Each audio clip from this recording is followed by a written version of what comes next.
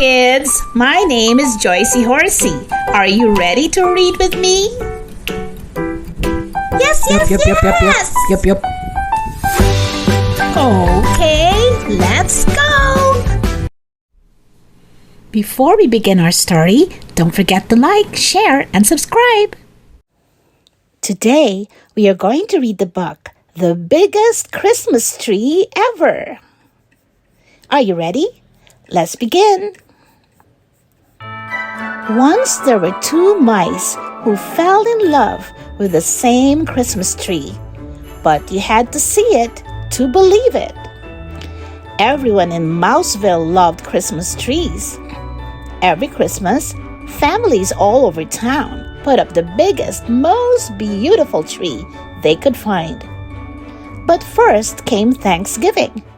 The day before the celebration, Clayton, the house mouse, took a walk around Mouseville. He knew he should be thinking about giving thanks, but the chill in the air reminded him of Christmas. "You know what?" he said out loud. "This year, I'm going to find the biggest Christmas tree ever."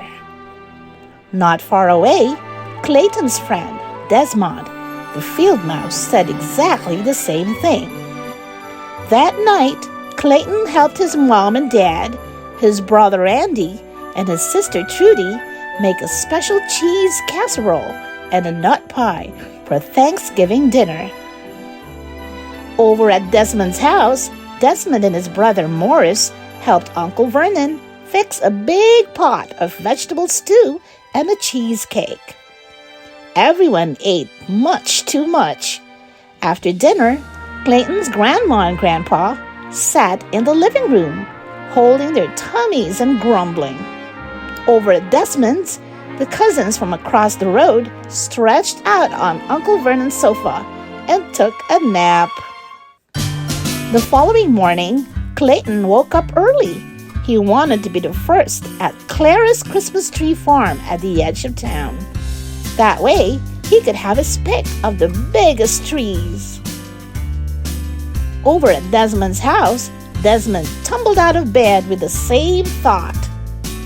Clayton hurried over to Clara's, but it was hard to go very fast. He was still too full of Thanksgiving dinner.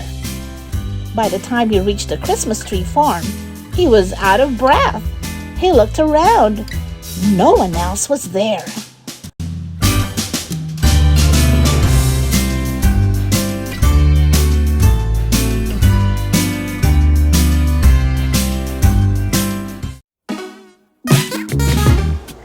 What do you think will happen next? Before we continue, don't forget to subscribe for more stories like this. Hit the subscribe button right now. Thank you. Now, back to our story. Moments later, Desmond arrived. He too was full of Thanksgiving dinner. He too had found it hard to hurry. He took a deep breath and stumbled inside. Clayton wobbled down the rows of trees. Here was a nice one, but it was much too small. There was another, but it was squat and had a crooked top. Over there was a third, but it was average height and had big gaps between the branches. Struggling down another row, Desmond was having the same problem.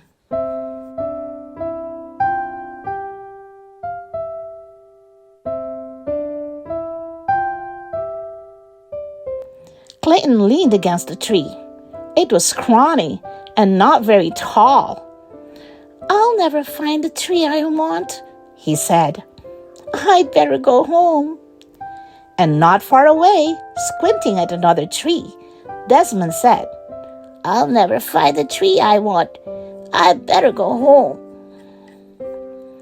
When Clayton reached his house, it was only the middle of the morning, but he was still full.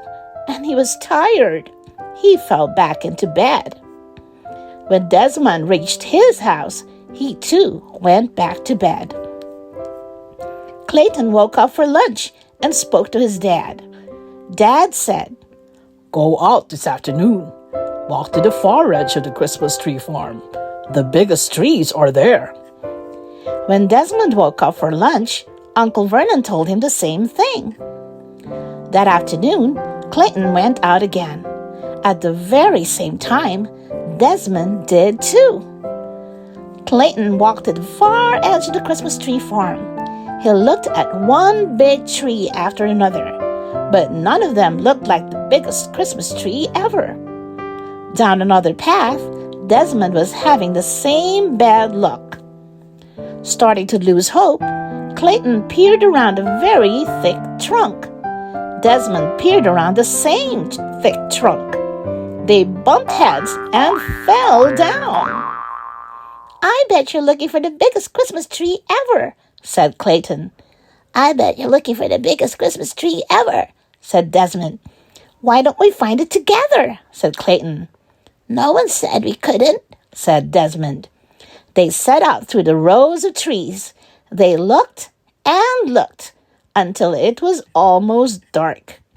Just as they were ready to give up, there it was, a Christmas tree, so big and so tall, it reached the sky. "How will we cut it down?" Clayton asked. "It's much too big for the two of us." "Where will we put it?" Desmond added. "It won't fit in your house or mine."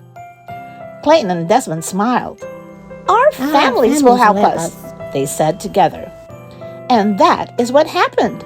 Clayton's dad and Uncle Vernon came out with their axes, and with the help of Clayton and Desmond, they chopped down the giant tree.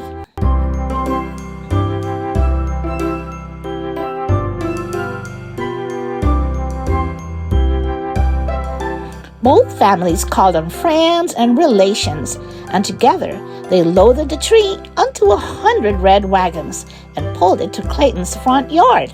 There, they decorated it with the most wondrous ornaments and colored lights. And on Christmas Eve, with all of Mouseville celebrating around it, the biggest Christmas tree ever lit up the entire hillside. Clayton and Desmond shared a high five. "We did it," said Clayton. "All of us together," said Desmond.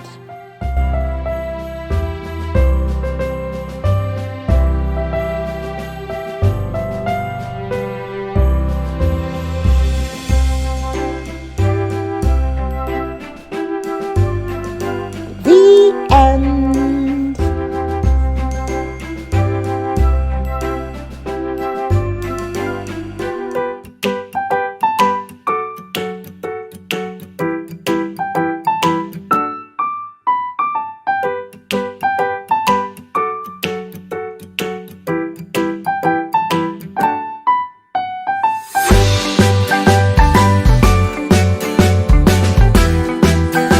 Thank you for watching. Hit that subscribe button. See you next time.